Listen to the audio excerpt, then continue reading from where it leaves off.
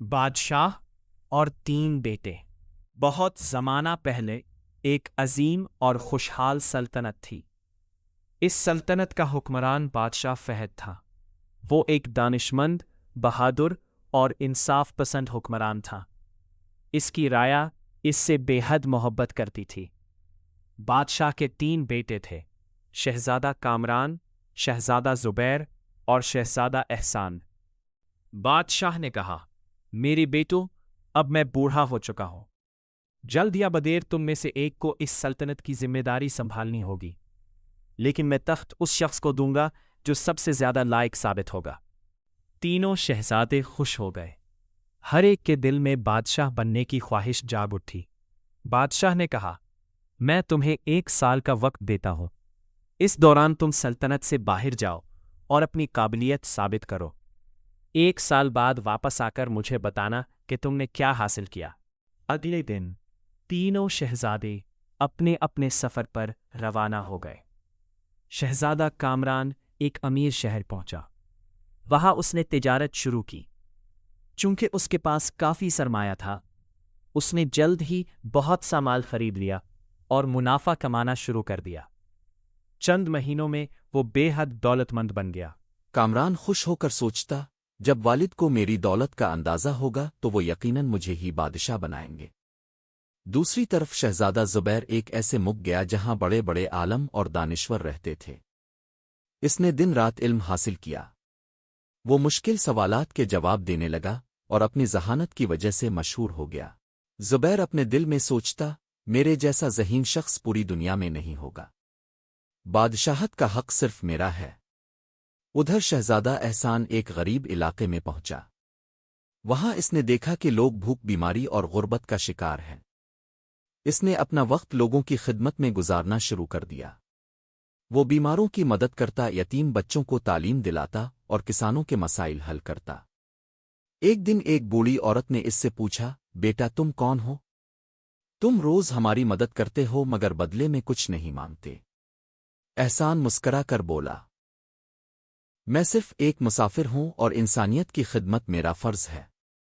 بوڑھی عورت نے دل سے دعا دی، اللہ تمہیں بہت بڑا مقام دے۔ مہینے گزرتے گئے۔ ایک دن کامران کو خبر ملی کہ ایک قریبی گاؤں قحط کا شکار ہے۔ لوگ بھوکے مر رہے ہیں۔ گاؤں والوں نے اس سے مدد مانگی۔ کامران نے جواب دیا، میں تاجر ہوں، خیرات کرنے والا نہیں۔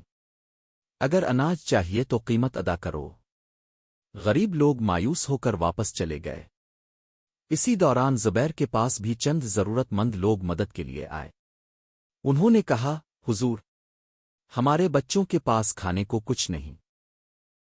زبیر نے جواب دیا، میں مسائل حل کرنے کے لیے نہیں، علم حاصل کرنے کے لیے آیا ہوں۔ لوگ وہاں سے بھی خالی ہاتھ لوٹ گئے۔ کچھ دن بعد وہی لوگ احسان کے پاس پہنچے۔ احسان نے فوراً اپنے پاس موجود سارا اناج ان میں تقسیم کر دیا۔ اس نے خود کئی دن کم کھانا کھایا مگر بھوکوں کو کھانا کھلایا۔ وقت گزرتا رہا۔ ایک دن تینوں بھائیوں کے سامنے الگ الگ امتحان آیا۔ کامران جنگل سے گزر رہا تھا کہ اسے ایک زخمی بوڑھا شخص ملا۔ بوڑھے نے کہا، بیٹا مجھے شہر تک پہنچا دو۔ کامران نے جواب دیا، میرے پاس وقت نہیں ہے، اور وہاں سے چلا گیا۔ کچھ دیر بعد زبیر بھی وہاں سے گزرا۔ بوڑھے نے اس سے بھی مدد مانگی۔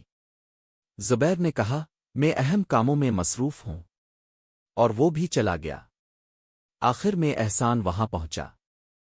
اس نے فوراً بوڑھے کو سہارا دیا، اسے پانی پلایا اور کئی میل دور شہر تک پہنچایا۔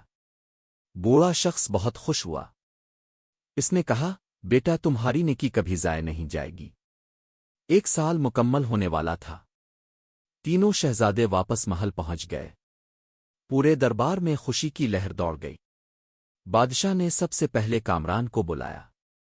کامران نے فخر سے کہا، والد محترم، میں نے 1 سال میں اتنی دولت کمائی ہے کہ سلطنت کا خزانہ بھی اس کے سامنے کم لگے گا۔ بادشاہ نے سر ہلایا اور خاموش ہو گیا۔ پھر زبیر آگے بڑھا۔ اس نے کہا، میں نے دنیا کے بہترین علماء سے علم حاصل کیا ہے۔ اب مجھ سے زیادہ ذہین کوئی نہیں۔ بادشاہ نے اسے بھی خاموشی سے سن لیا۔ آخر میں احسان کی باری آئی۔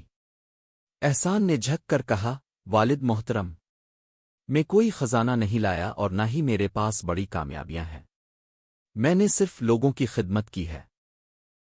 دربار میں کئی لوگ ہنسنے لگے۔ کامران نے طنز کیا، کیا خدمت بھی کوئی کامیابی ہے؟ زبیر نے کہا، بادشاہت عقل سے چلتی ہے، خیرات سے نہیں۔ احسان خاموش رہا۔ تبھی دربار کے دروازے کھلے۔ سینکڑوں لوگ اندر داخل ہوئے۔ ان میں غریب کسان، یتیم بچے، بوڑھی عورتیں اور عام لوگ شامل تھے۔ سب ایک آواز میں بولے، شہزادہ احسان زندہ باد۔ بادشاہ حیران ہو کر بولا، یہ لوگ کون ہیں؟ ایک بوڑھی عورت آگے آئی۔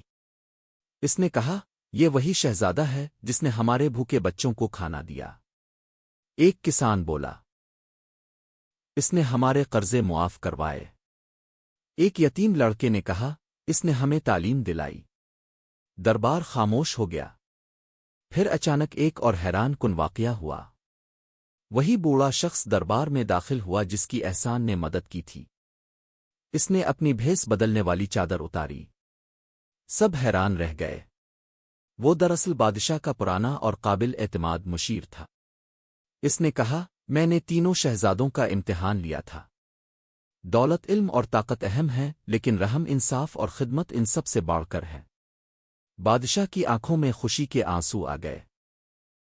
وہ اپنے تخت سے اٹھا اور احسان کے پاس آیا۔ اس نے کہا، میرے بیٹے، تم نے ثابت کر دیا کہ حقیقی بادشاہ وہ نہیں جو صرف خزانے بھرے، بلکہ وہ ہے جو لوگوں کے دل جیتے۔ پھر بادشاہ نے پورے دربار کے سامنے اعلان کیا، آج سے شہزادہ احسان میرا جانشین ہوگا۔ پورا دربار تالیوں سے گونج اٹھا۔ کامران اور زبیر کو بھی اپنی غلطیوں کا احساس ہو گیا۔ انہوں نے احسان سے معافی مانگی۔ احسان نے محبت سے انہیں گلے لگا لیا۔ کچھ سال بعد جب بادشاہ فہد کا انتقال ہوا تو احسان تخت پر بیٹھا۔ اس نے اپنے والد کی طرح انصاف اور محبت سے حکومت کی۔ اس کے دور میں غریب خوشحال ہوئے، کسانوں کو ان کا حق ملا، یتیموں کی کفالت ہوئی اور سلطنت ترقی کرتی گئی۔ لوگ دور دور سے اس کی حکومت کی مثالیں دیتے تھے۔ اور یوں شہزادہ احسان نے ثابت کر دیا کہ حقیقی عظمت دولت، طاقت یا علم میں نہیں، بلکہ اچھے کردار، رحم دلی اور انسانیت کی خدمت میں ہے۔ سبق: جو انسان دوسروں کے دل جیت لیتا ہے وہی اصل کامیاب اور حقیقی رہنما ہوتا ہے۔